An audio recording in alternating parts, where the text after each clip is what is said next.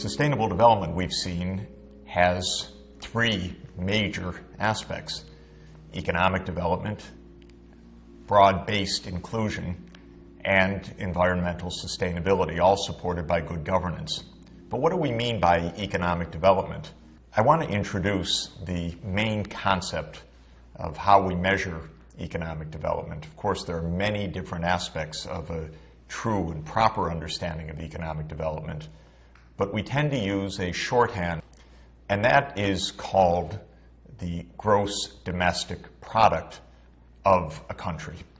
The gross domestic product has three words and three concepts in it. It means the total production taking place within the geographic boundaries of a country in a given year. So the gross of the gross domestic product means you're measuring everything that is taking place within the country. You're not taking into account in that measurement the depreciation of capital and so forth, which would give us a different concept called net domestic product. Domestic signifies the fact that we're talking about a geographic area, and we're concerned with how much economic activity or production takes place within the boundaries. Of course, usually we're talking about a country, but we could be talking about the production of a city or a region. And sometimes, of course, we also want to talk about the gross world product, which is adding up the domestic production across all of the countries of the world.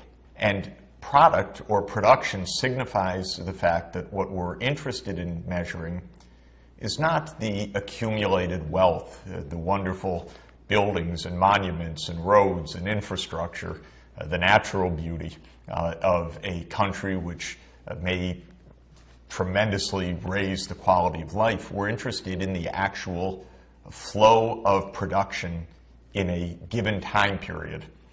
For most purposes, we look at a year, though when policymakers are trying to understand short-term dynamics of unemployment and production, they're interested often in measuring the gross domestic product even over a quarter of a year. We're going to look at national measurement for countries. We're going to look at the annual measurement. Now, one more critical point about measuring the gross domestic product. In general, we're interested in getting a sense of the standard of living of a country. And to do that, we take the total production in the country over a given time period, usually the year, and divide it by the population so that we're interested in the gross domestic product per person or per capita. Why is that? Well, of course, larger countries produce more because there are more people, there are more workers. But if we simply were to compare countries in terms of the total production, we'd find that highly populous countries would have higher production, but we wouldn't learn very much about whether the living standards of those larger countries is really higher than the living standards of a small country, which may produce a little bit, but quite a bit for each person in the economy. So when we think about economic development, we tend to think about the gross domestic product per person. Let me emphasize again, that's not really a comprehensive measure of economic development. We want to know whether people are healthy or not. We want to know levels of education. We want to know other indicators of well-being. But as a shorthand, when I want to get a sense of a country's overall level of economic development, I start by looking at the gross domestic product per person, because it's going to be a pretty good indicator of where things stand. And indeed, that's what the keeper of the accounts, which is the World Bank, does. The World Bank keeps very systematic tabulations on gross domestic product per person, and it classifies countries in a way that is also extremely helpful for us. The World Bank gives three categories of countries: high-income countries, middle-income countries, and low-income countries. And it puts each nation into one of those three bins depending on its measured gross domestic product per person. Roughly speaking, a low-income country is a country where the domestic production per person is at a level below a threshold of about $1,000 per person per year. In other words, roughly $3 per day. And a middle-income country is a country that is in a band between $1,000 roughly per person and about $12,000 per person per year. And the high-income countries are countries that are above the $12,000 per person threshold. There are then refinements. The middle-income group, which is quite a big one, is divided between the upper middle income and the lower middle income, with the dividing line of about $4,000 per person per year. The World Bank categories provide us with a useful depiction, a good map of the world. And if you look at the map in front of you, you can see that those few areas that are shaded blue are the high-income countries: the US and Canada, Western Europe, Japan and Korea, Australia and New Zealand, and a few other parts of the world. Add up the population of that high-income group, and you find that it's about 1 billion of the roughly 7 billion people on the planet. So it's about 1 in 7 in the world, roughly 15% of the world's population, living in high-income countries. Then take a look at this large middle group of beige colors, and you see that that covers a wide expanse of the world. And indeed, 5 out of 7 in the world's population, roughly 5 billion of the 7 billion people on the planet, are in the middle income category. So that's a big middle. And that's divided between an upper part and a lower part, roughly half and half, approximately 2.5 billion people in the upper middle income category and about 2.5 billion people in the lower middle income. Then look at the countries shaded red. Those are the poor countries, the low income category. And by simple arithmetic, we can say that 7 billion minus the 1 in the high income minus the 5 in the middle income, that leaves about 1 billion people approximately living in the low income countries. We've already noted that the low income countries are heavily concentrated in tropical Africa and in South Asia, with a scattering of low income countries in other parts of the world. But in our world today, the poorest countries in the world are concentrated in these two regions, and most of the world's poor people, therefore, live in those regions where the countries are in the low-income category. Now, let me mention one more category. It's not a World Bank category, it's a United Nations category, but also very important for us to remember. Even within the low-income countries, there are distinctions. There's a subgroup within the low-income countries that's in pretty desperate shape. Not only are they poor, but the human conditions of disease, of education levels, of social instability are very bad. And moreover, this subset of countries is highly vulnerable to droughts, to floods, to conflict, to violence. So these are a group of highly vulnerable, very poor countries, and the UN has classified them as the least developed countries. There are about 50. Right now the list is 48, but it goes up and down depending on how countries are performing.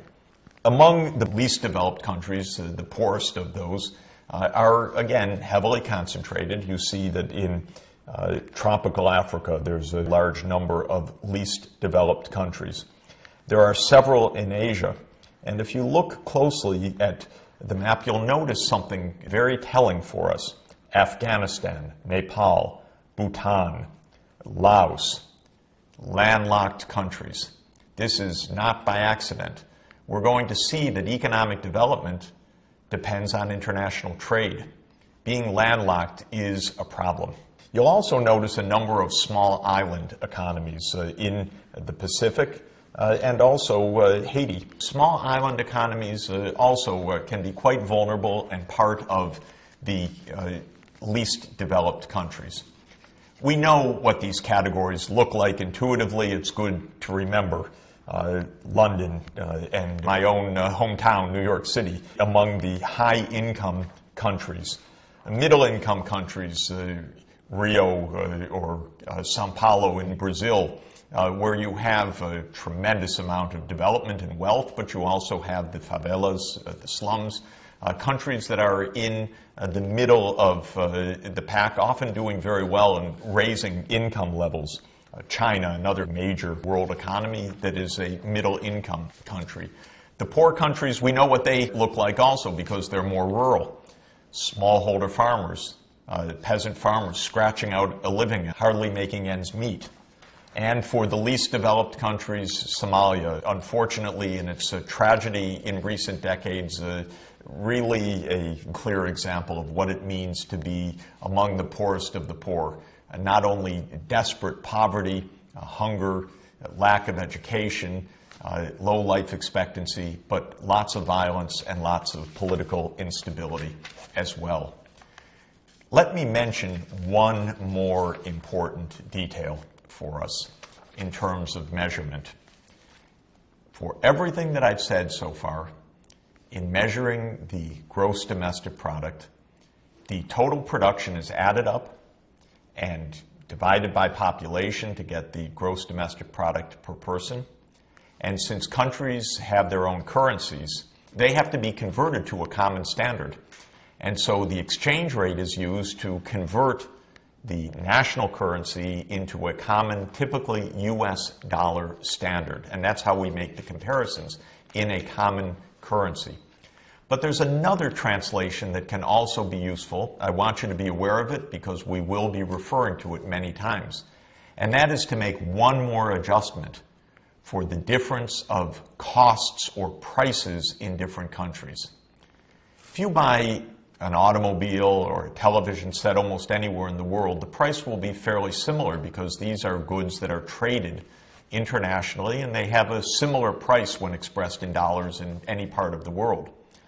But if you go to rent an apartment or get a haircut or go to a movie or park a vehicle in the center of town, you'll find the difference in costs extraordinary. In London or New York or Tokyo or Paris, the prices would be sky high. But in a poor setting in Mogadishu or in Accra or in Bamako, Mali, the price of a haircut might be a 20th or a 50th what you pay in a salon in Paris. So one has to take into account that simply measuring the output and converting to dollars might not give a full comparison because the purchasing power in a poorer country might be a little bit higher than is indicated. So we often make one more adjustment called purchasing power adjustment or purchasing power parity to take into account the relative price levels.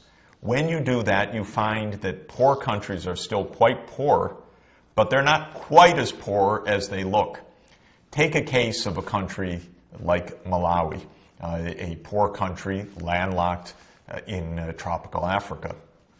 Measured in the market prices and market exchange rate, its per capita income is around $250 per person per year compared with $50,000 per person per year in the United States. Malawi is extraordinarily poor. Adjust for the lower costs of living in Malawi, and you find that Malawi is still very poor, but maybe the income with the purchasing power adjustment should be around $900 to $1,000, roughly 4 times higher than simply using the market prices. So that's a system called purchasing power parity, measures of gross domestic product per person. It's a lot of words, it's a lot of concepts.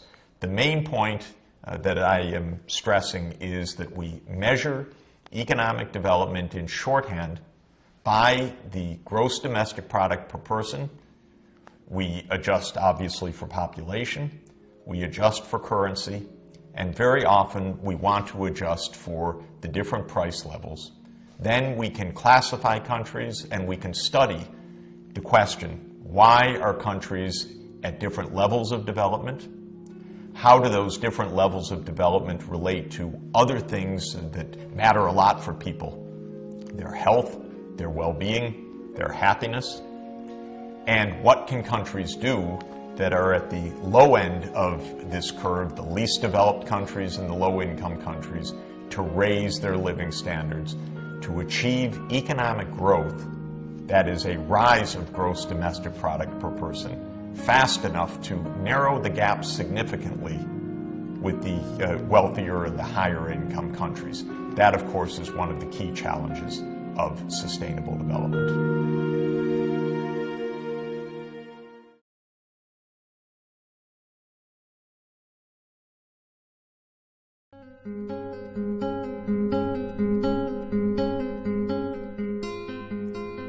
We've looked at gross domestic product per person as a pretty good summary measure of how to categorize countries in economic development. But that's an average for countries. Countries have great variation within them. And it's very important, especially in view of our commitment to social inclusion, to broad-based prosperity, to understand the variation and the inequalities within countries. Perhaps the starkest kind of variation within countries is the difference of rural and urban life. In almost every country in the world, with just a few exceptions, parts of the population live in rural areas, other parts live in urban areas, and often their lives are very different. And since many countries are in a transition, moving from rural to urban life, it's quite important for us to understand the differences of rural and urban living, what it means in terms of well-being, income levels, kinds of activities. The starting point for us is that before the Industrial Revolution, before the era of modern economic growth, virtually the entire world lived in rural areas. Perhaps 90%, even more, of the world's population were smallholder farmers or peasant farmers eking out an existence by trying to grow enough food for themselves, their families, and perhaps for the marketplace each year. And we know that when we think about that era, we could think about bucolic England. We see it in the great masterpieces of the 16th and 17th century landscape painters, but we can think about the countryside as characterizing almost all of the country. And that kind of rural scene is still very familiar in many parts of the world. In Africa, as in this village site in Malawi, and of course in many rural areas of smallholder farmers, rice paddy farmers all through Asia. But more and more the world looks like this, whether it's the huge crowds of Seoul, South Korea, New York City skyline, the bustling crowds in Beijing. The world is becoming more and more urbanized, and this is changing lives in fundamental ways. It also is leading to vast differences and big inequalities within countries as well. What do we mean by urban? You will be surprised to know there is no official definition of what it means to be an urban area. Generally, the United Nations, which keeps the books on the proportion of the world that's rural and the proportion of the world that is urban, relies on national definitions which differ across countries. Generally speaking, an urban area is a place where a few thousand people live in a relative densely settled area. Of course, up to millions of people living in a densely settled area. But that minimum threshold, whether it's 2,000 people or 5,000 people, that defines what's urban versus what's rural, depends on each country. The difference between rural and urban has some pretty basic points to it that are very important for us to remember as we think about the process of economic development and as we think about the nature of inequality within countries. First huge difference is what people do in rural areas versus what they do in urban areas to earn a living is quite distinct. Overwhelmingly, people living in rural areas are in-farm families. Generally, these families own some land or work some land, and agriculture is the mainstay of rural areas, whereas industry and services are the mainstays of urban areas. What that means is that as countries experience economic development with a rising proportion of the population in urban areas and a shrinking proportion of the population in rural areas, that also signifies that a rising proportion of the labor force of the workers are in industry and services, and a declining proportion are in agriculture. This is a nearly universal trend as part of the process of gross domestic product per capita rising, a rising share of the population working in industry and services as opposed to agriculture. Generally speaking, though it can vary, rural areas are poorer than urban areas. So income per person tends to be higher in urban areas than in rural areas, and that's one of the magnets that is pulling people in migration. Children of farmers moving from the farms to the cities in search of work and higher incomes. Generally, the location of rural and urban areas differs. When you think about it, urban areas tend to be at the coasts. They tend to be where it's easier to engage in trade, whereas rural areas tend to be where it's propitious to grow food, often in the interior of the country. So even the balance of rural and urban is also typically a balance of interior and coastal orientation of the country. Of course, population density, very different. It's low in rural areas, a high land to person ratio, whereas the land per person in an urban area can be very low, and urban areas can be packed with thousands of people per square kilometer. The quality of public services tends to differ. It's harder to provide electricity, piped water, sewerage systems in rural areas where populations are dispersed relative to urban areas.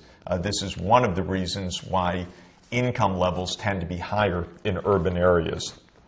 And one other factor that is quite notable is that the fertility rates, meaning how many children a woman tends to have on average in the society, tends to be higher in the rural areas than in the urban areas. There are many reasons for this, but one is that children are often seen as good economic workers for the farm, whereas in an urban area, children are expensive. Children are going to school, not working on a farm, and the result is that often when households move from the rural to urban areas, they also choose to have fewer children. Now, if you look at the map of the proportions of populations in urban and rural areas, it looks a bit like the map of income per person. The richer parts of the world tend to be more urban. The poorer parts of the world tend to be more rural. But looking at the map, you can notice a few things. First, the Americas, both North and South America, very highly urbanized society, 70 or 80% of the population. Again, tropical Africa, still quite rural, perhaps 65 or 70% of the population living in rural areas, only 30% or so of the population living in urban areas. One thing that is for sure, though, everywhere in the world, urbanization is proceeding rapidly.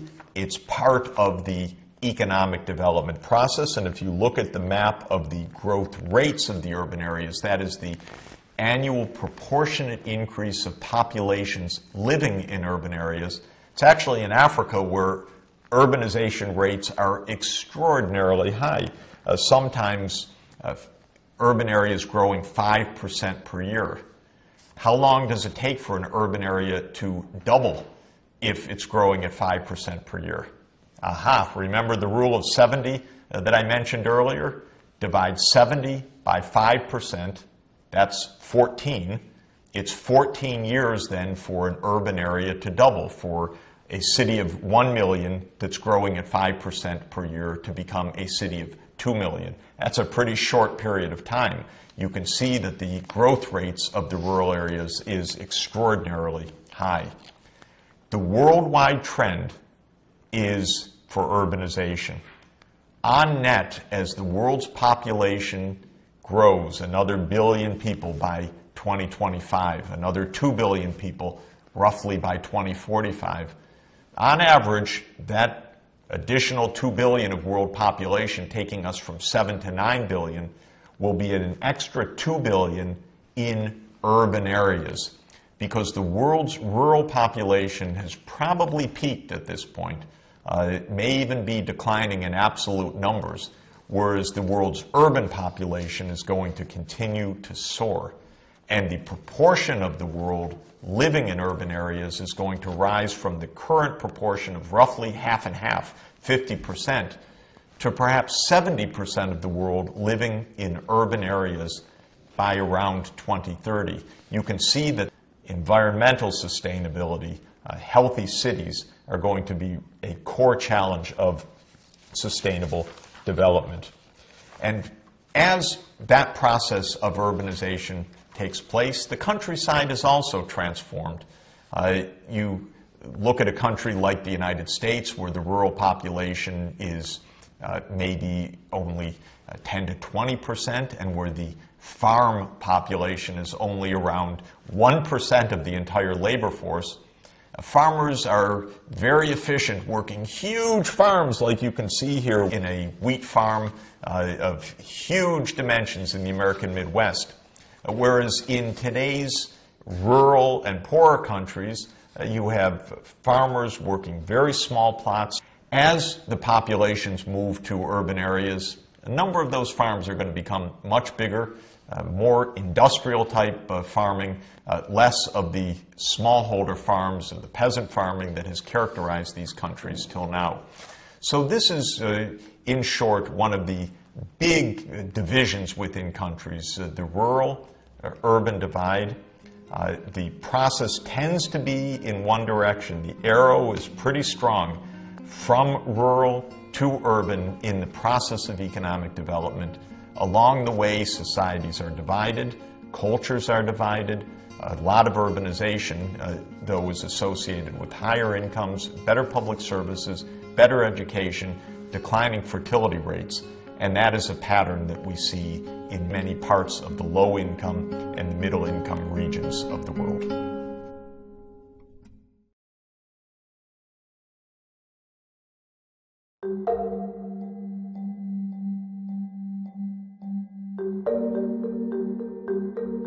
We're interested in economic development. We measure that in shorthand as the gross domestic product per person. But we've noted that the variation in incomes across households within a country, across individuals within a country, can be very large. So we have to take into account not only the average level of income, but the inequality of income within a country. You all know the famous quip of the man whose feet are in fire, whose head is on ice, and he's asked, "How's the temperature?" He says, "On average, it's fine." But of course, it's devastating with the inequality of fire and ice. And societies can be like that also. On average, income can be just fine. But if income is just fine because a few people are fantastically rich and the rest of the country is excruciatingly poor, it's not so fine after all. And so in addition to measuring the average level of development as the gross domestic product per person, we want to find ways to measure the inequality of income within the country. There are several indicators that are used. We can look at the ratio of incomes of those at the top of the income distribution to those at the bottom. Sometimes we look at the income of the top 20% of the population compared to the income average of those in the bottom 20%, the poorest 20% of the population. Another measure that is quite useful, a little bit fancier, is a measure called the Gini coefficient. It's a measure that varies between 0 and 1. 0 meaning complete equality. Everybody has the same income. And 1 is exactly the case of one person in the country having everything. You know, the king, the potentate. He owns everything. And everybody else is completely impoverished. They have nothing. That would be a Gini coefficient of 1. Of course, real societies aren't at 0 or at 1. They're somewhere in between. Societies that we would regard as rather equal, with a broad middle class. A lot of countries in Scandinavia, for example, have a Gini coefficient around 0.25, whereas countries that are much less equal, where there really is a lot of wealth at the top, but then a lot of poverty alongside it, might have a Gini coefficient not of 1, the pure inequality, but a Gini coefficient around 0.5 or 0.6. And so that's the variation. It's an extremely useful measure. We can put it on a map and have a look at where inequality tends to be high and where inequality tends to be relatively low. The lowest inequality tends to be in Western Europe, and especially in Scandinavia, as I mentioned. Countries like Sweden, Norway, Denmark tend to have a relatively equal income distribution, a broad middle class, not so many super rich, and basically super poor. And you see on the map the light shading of those countries indicates a quite low Gini coefficient. Canada is similar. The United States, if you look just south of Canada, that's shaded in red. The U.S. is quite unequal in income distribution compared with Canada or Western Europe, and especially compared with the countries in Scandinavia. In the United States, we have a lot of super rich, more billionaires than in any other part of the world, and we have a lot of very poor people. Maybe not as excruciatingly poor as one would find in the least developed countries, but relative to the billionaires, poor people in the United States really don't have very much at all. You can see, looking at this map, a very interesting phenomenon that most of the Americas, with the exception of Canada, shaded in red and quite unequal. The Americas as a whole, both North America and South America, are relatively unequal societies. Africa, for the countries where we have the data, also rather unequal. And in comparison, for example, with India or other parts of Southeast Asia, Africa tends to rank relatively high in inequality. China was quite equal in its poverty 50 years ago, but with a lot of economic development, with a widening of the gap between those living in the urban areas doing rather well and those living in the rural areas remaining still rather poor. The inequalities in China have risen to levels similar to those of the United States, and that means on an international comparative basis, a relatively high degree of inequality. Now, it's interesting to look in a little bit more refined way at this Gini coefficient among the high-income countries, because it shows us that there are different pathways to economic development. Getting richer doesn't mean necessarily becoming more unequal, nor does it guarantee becoming less in inequality or more equal. There are different pathways for development. Northern Europe has chosen a pathway of becoming wealthier with a lot of social equality, whereas the United States has been on a path of rising incomes alongside rising inequality. If you look at the Gini coefficient across the high-income countries in this bar chart, you see countries like Denmark, Norway, Sweden with the lowest Gini coefficients, and those with the highest Gini coefficients, countries like the United Kingdom, Israel, United States, Turkey, Mexico, and Chile, countries with big gaps between the rich and the poor. How do we explain these gaps? Well, this is a very complicated challenge, and it is, of course, a contentious issue as well. There are many reasons for inequality that we want to direct attention to make sure that we don't treat such a complicated, challenging, divisive topic in a simplistic manner, because history plays a big role, geography plays a big role, government policy plays a big role. Let me mention a few of the causes of inequality or reduced inequality across countries. Traditionally, the size of land holdings made a big difference. Some countries, especially in the Americas, had huge farms, huge haciendas, often taken by the European settlers who came to the Americas, and they often displaced indigenous populations.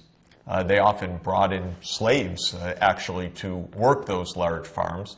And so while there were some with huge land holdings, there were others that were landless or displaced from the land. And in traditional societies where agriculture is so important, the size of land holdings is a crucially important dimension of inequality. Variations in education levels are a very important source of inequality. Those young people who are lucky enough by dint of their own hard work or their family's support, usually a combination of the two, to be able to get higher education, that higher education will translate in the modern economy into higher income levels as well. Whereas kids that are unlucky, growing up in very poor families, very poor communities, and aren't able to make it through to higher levels of training, may get stuck with very low income levels in their employment. So education can become an equalizer if everybody has the opportunity, but it can also become a source of inequality as well. I mentioned earlier that the rural-urban divide is key. Families that move to urban areas often find better employment prospects and higher incomes. Those left in villages as smallholder farmers often eke out survival in a lot of poverty. Discrimination matters tremendously, of course, still in this world. Women all over the world are not given the same chance as men in the labor market. They don't earn the same incomes even when they're doing the same job or better. They face discrimination that is deeply entrenched, even though fortunately it is being reduced in many places. Racial minorities, ethnic groups that are minorities, religious groups that are minorities often face terrible conditions in the labor market, not able to get education, not able to get the kind of employment that they would deserve if they were treated fairly. Government policies make a huge difference. Corrupt governments that collect big rents on oil holdings or diamond holdings or other mineral deposits in the country, and then use that income for a very small class of insiders, maybe for those in power, the royal family, the politicians, the political class, can create a huge amount of inequality. Often countries that live off of a few mining resources, oil, gold, diamonds, are very unequal because of the ways that that government revenue is allocated. At the same time, governments can be great equalizers. If governments collect revenues and then ensure that the poor can go to school, that poor people can get access to health care, that everybody has a chance, that poor families are given some income support as they are in Scandinavia to ensure that their children will have a good chance, then governments can narrow the income inequality as well. Let me turn back to why the Americas are relatively unequal. Well, they were settled by conquest. European settlers took the large land holdings. European settlers brought in slaves. European settlers displaced indigenous populations. Over time, those forces turned into different forces. The descendants of Europeans today tend to have better educational opportunities. But as democracy has come to the Americas, there's also a very powerful trend of equalization taking place in at least some countries. More kids able to go to school, governments leaning towards social inclusion rather than away from it, as was historically the case. In sustainable development, not only do we try to understand inequality, but we hold it as one of the goals that there should be social inclusion in economic development. And yet at the same time, the forces of politics, the forces of market change, the forces of trade and globalization often favor the rich, who are able to use those forces to their advantage so that the rich tend to get richer and the poor even poorer. That's our battle and that's our challenge. Understand the inequalities of income within societies, find ways, as those impressive societies in Scandinavia have done, to ensure a big middle class and a chance even for a child born into a relatively poor family. And that can become the path to social inclusion, one of the pillars of sustainable development.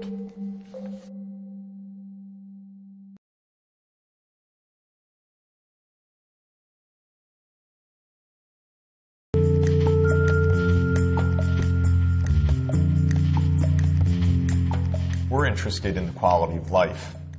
Part of that, of course, is the level of income. Can people feed themselves? Can they afford health care? Can they afford basic amenities? But we know that there's more to life than bread alone. We know that material possessions aren't everything. We know that simple measures like the income per person only give us a rough reflection of the overall level of well-being of an individual or a nation. And since in sustainable development, what we're really interested in is not raising market income per se, we're really interested in raising human well-being, it's important for us to ask then, how can we measure well-being? I've used so far the shorthand of the gross domestic product per person, because it's not a terrible indicator. It gives us some relevant information.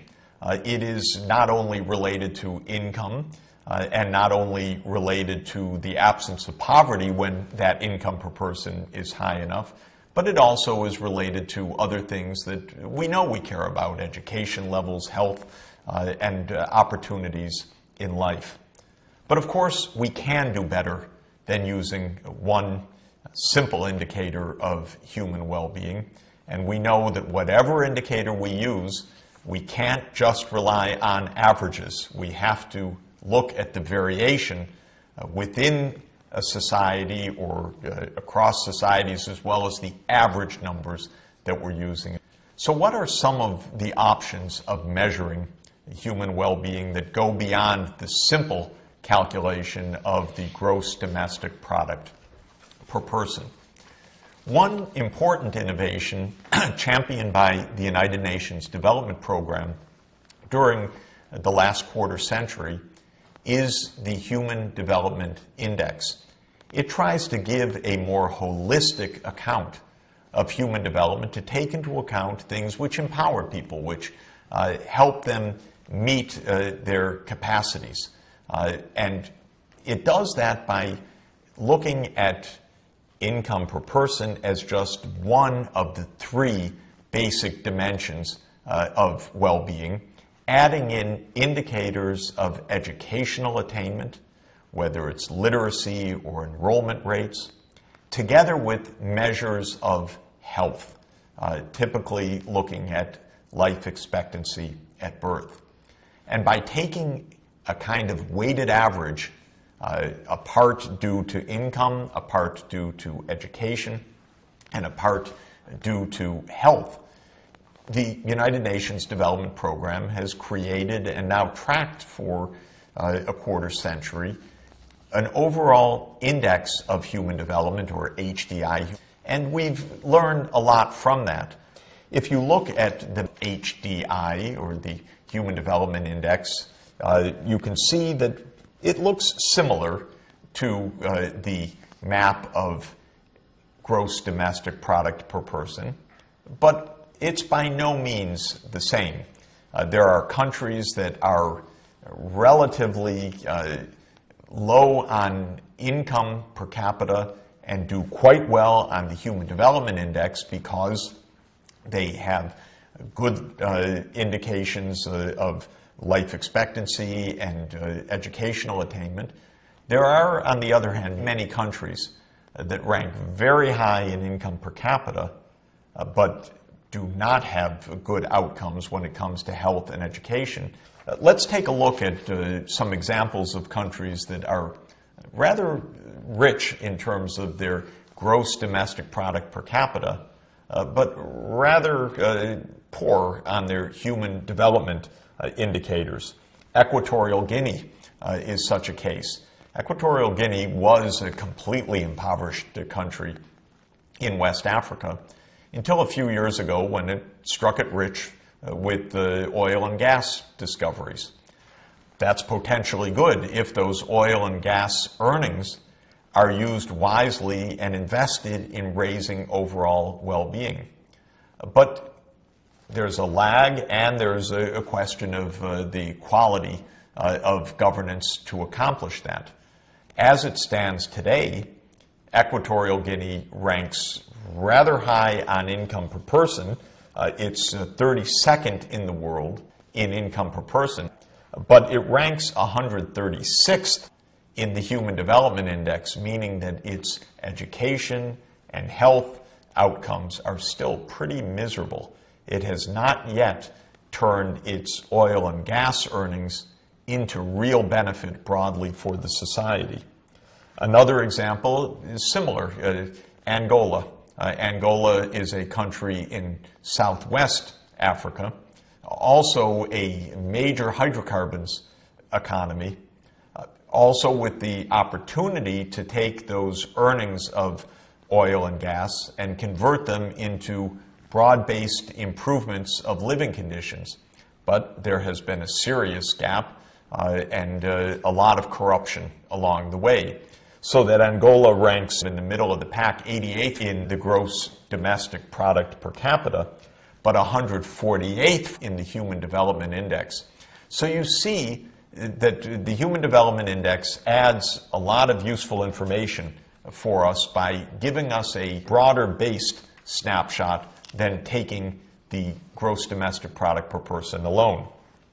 If you flip it around and ask about countries that are ranking higher on their human development than on their income per capita, the reverse of the phenomenon that we just saw in Equatorial Guinea and Angola, you could look to a country like Sri Lanka, which traditionally, even though it's had a lot of violence and upheaval, has had relatively high social indicators of health and education, even at a relatively low level of domestic product per person.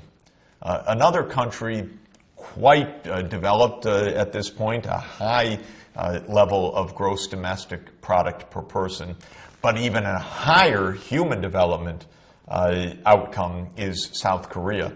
South Korea is an amazing country. It's had a huge success in economic growth, meaning that the GDP per person has soared over the last half century. It's become one of the richest countries in the world. But part of that has been an incredible focus on raising education standards and on the health of the population. So that as high as South Korea now ranks in the GDP per capita, roughly around 30th in the world, its ranking in human development is near the top of the world's charts, roughly around the 12th position in HDI. So this has been a quite useful expansion of our ability to assess and categorize countries, because just as the World Bank categorizes countries as high income, middle income, and low income, the United Nations has categorized countries as high human development, medium human development, and low levels of human development. But there's another absolutely fascinating way that we can attempt to assess well-being. And you think about it for a moment, you say, hey, why not? And that is ask people. Ask people about the quality of their lives. Are they satisfied with their lives? How would they rate their lives in terms of a ladder where the top rung of that ladder would be full satisfaction, the bottom rung of the ladder is feeling pretty glum, and asking people where they stand on that ladder of life, say between the lowest rung of 0 and the highest rung at 10. In recent years, there has been a huge, absolutely fascinating effort to assess well-being in that straightforward way, asking people, are you happy, in essence?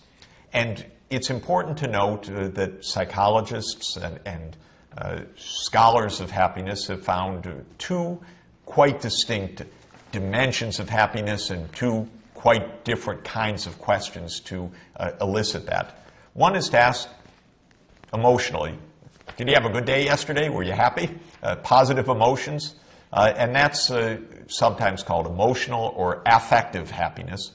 And the other is to ask people a quite different kind of question. How do you evaluate your life? Are you satisfied with your life? Where would you put yourself on the ladder of life? That's called evaluative happiness. You're evaluating life. And that's the kind that I think we should look at to try to understand where countries and individuals feel they are in the path of broader economic development. We have a map. We can look at the distribution of reported happiness in that evaluative sense, in the sense of life satisfaction around the world. One thing you do notice, richer countries tend to be happier, but that's not all there is to happiness. There are countries that are middle-income countries close to the top of the charts. There are richer countries at the top of the league in GDP per capita, but not so happy. And we learn a lot from this.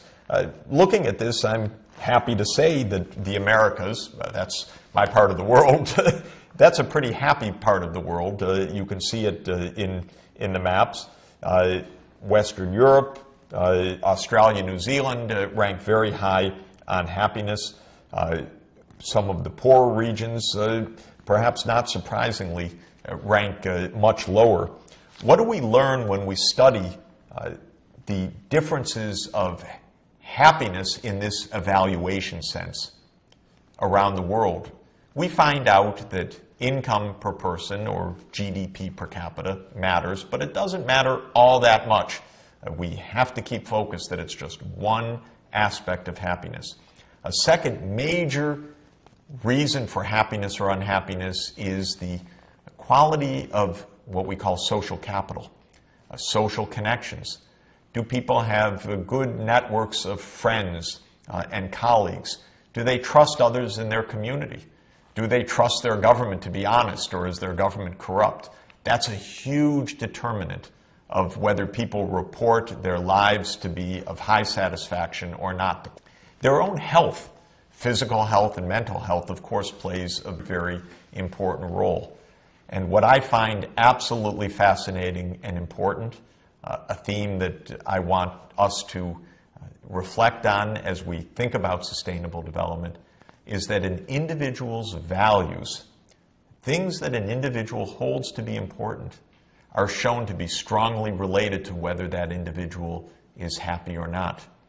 Interestingly, people who report a very strong fixation on getting rich, on very materialistic values, turn out to be a bit more frustrated. They don't report as much satisfaction in life.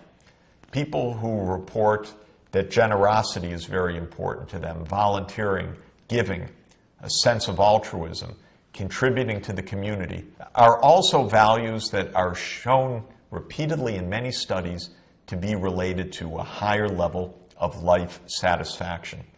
This is quite important for us as we think about sustainable development.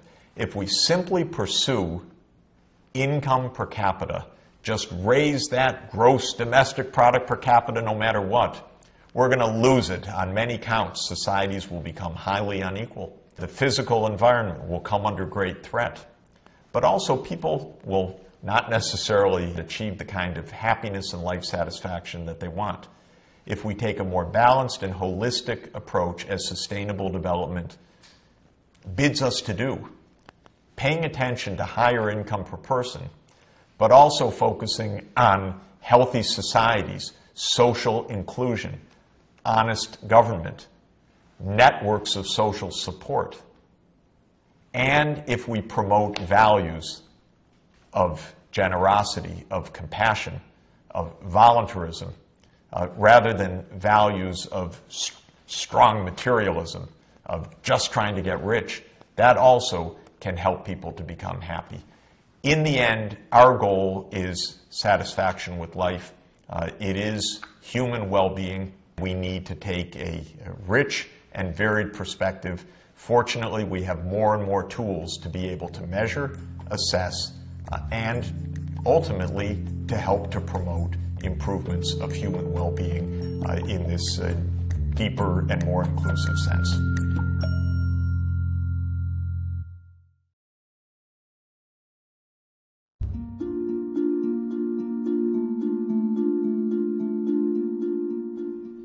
We've been looking at the level of economic development across countries in the world. We've been using the shorthand of the gross domestic product per capita. One of the most important questions we want to know is whether today's poor countries have the chance and are indeed on a path to close the gap with the higher income countries. We know that if they make that transition successfully, it will raise their well-being, but it will also improve other aspects of life, the health, the life expectancy of the population, educational attainment, opportunities of the population more generally. We're interested, therefore, both in understanding whether poor countries tend to narrow the development gap with richer countries, and from that normative or goal-directed perspective, we're interested in how that can be achieved. Economists use a couple of terms that are very important for this concept. The term convergence is the term that is used to convey a narrowing of the proportionate gap of a poor country and a richer comparison country. Is the proportion of income per person in the poor country relative to the rich country rising? Is the poor country closing that gap? If so, the poor country is said to be converging with the higher income country. The opposite is divergence. Divergence means that the poor country in relative terms is becoming even poorer when compared to the rich country. maybe the poorer country is making progress, maybe its income per person is rising 1% per year. But if the richer country is making even faster economic growth, say 2% per year, then the poorer country will have a declining relative size in gross domestic product per person relative to the higher income country.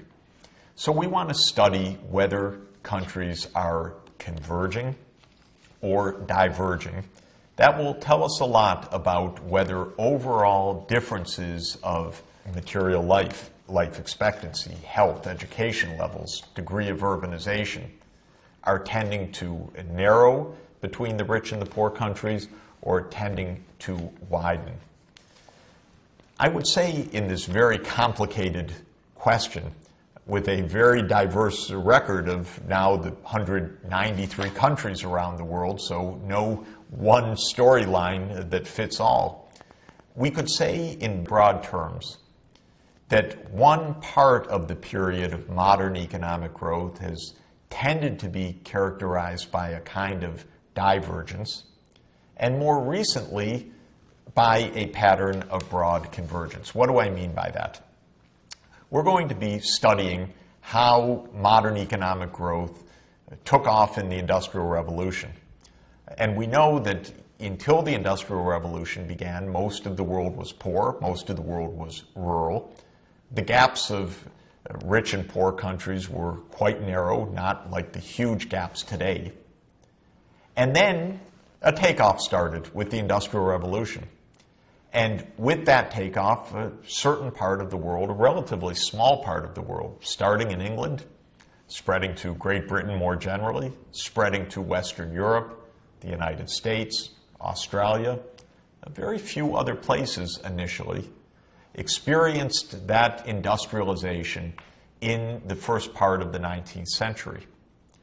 Most of the rest of the world remained poor and rural, and the overall process was one of divergence. The rich were becoming richer because they were industrializing. The poor were like they always were, eking out a survival in peasant farming in most of the world, relatively untouched by the new inventions of the steam engine or the railroad or the telegraph or the other technological advances that helped to set off the process of long-term economic growth. One could say that the rich were getting richer and the poor were kind of stuck at the bottom, and the relative gap between the two was tending to widen. Then came a huge political phenomenon, and that is the phenomenon of imperialism. Because as Western Europe became industrial and quite powerful, it took political control over more and more of the world. We'll see that the British Empire spanned the world. We'll see that other European powers took on more and more imperial possessions, notably in Africa and in Asia. This, I think, was a big setback to the potential of convergence. Because when countries are dominated by other countries, it's very hard for those who are in that subservient position politically to undertake the kinds of steps, improving the infrastructure of the country, raising education levels that are crucial for achieving economic development. And often the imperial masters are not so interested in the economic development of their possessions. Rather, they're interested in taking out as many of the resources of those countries as they can for the development of their own home industries. I think it's fair to say that from the period of around 1850 to 1950, the world was broadly characterized by economic divergence, where a few parts of the world were becoming richer and richer, more and more industrialized, more and more militarily powerful. Other parts of the world were stuck in poverty, and many parts of the world were stuck as the imperial possessions of European imperial powers. Of course, there was much history during that century and two devastating world wars.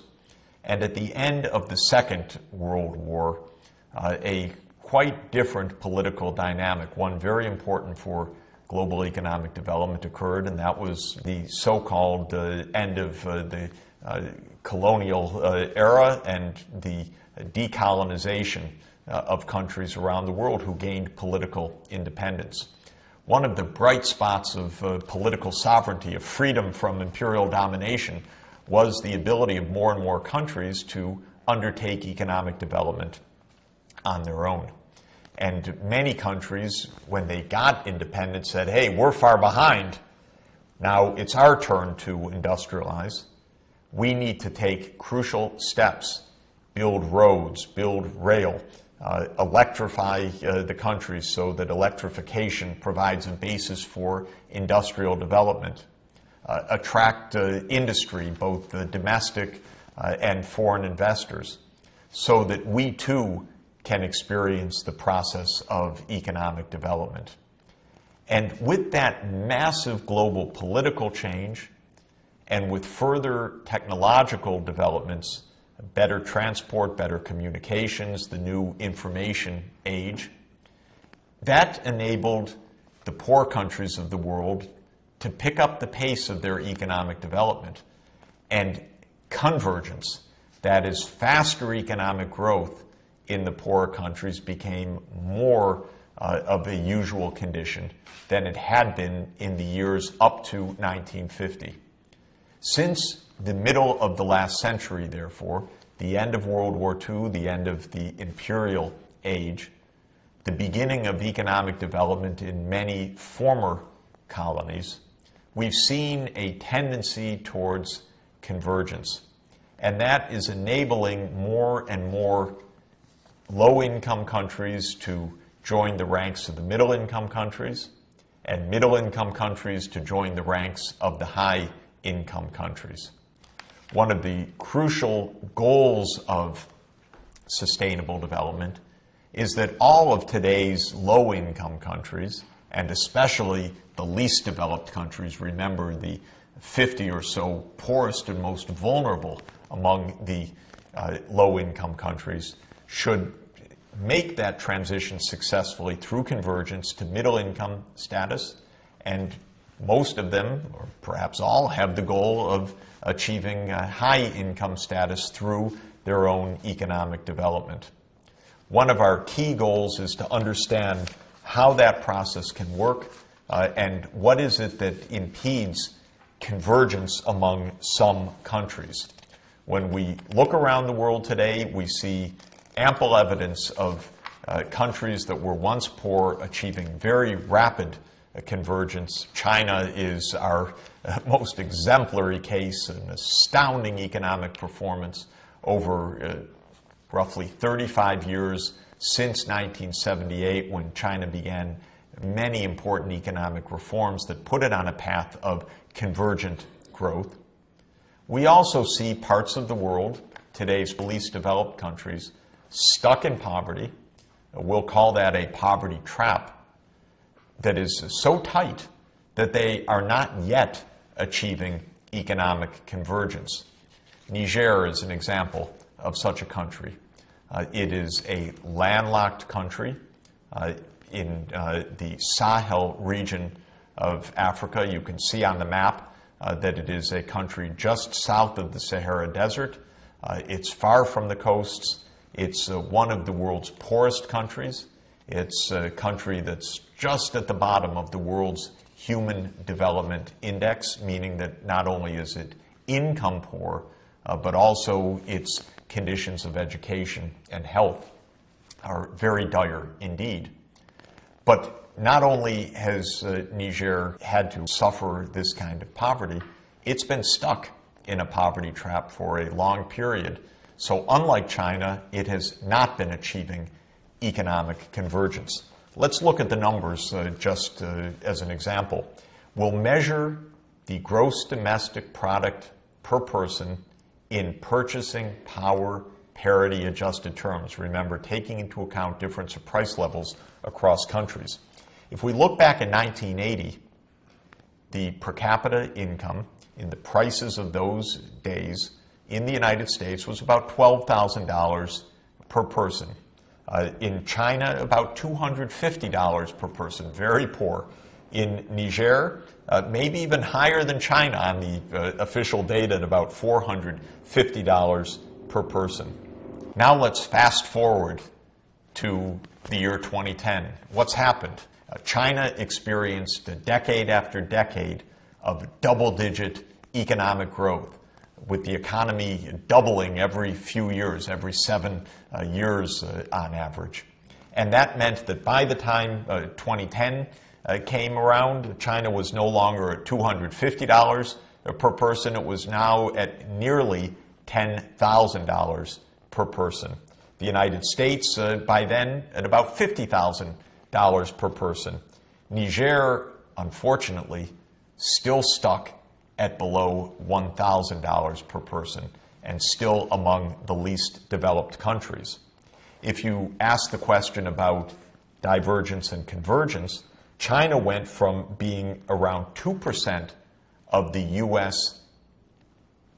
gross domestic product per person to being around 20% of the U.S. gross domestic product per person. Still far below the U.S. income level, even adjusting for price level, but narrowing the gap very quickly. Niger, sadly, started out at around 4% of the U.S. per capita level, but by 2010, less than 2%. In other words, experiencing divergence rather than convergence.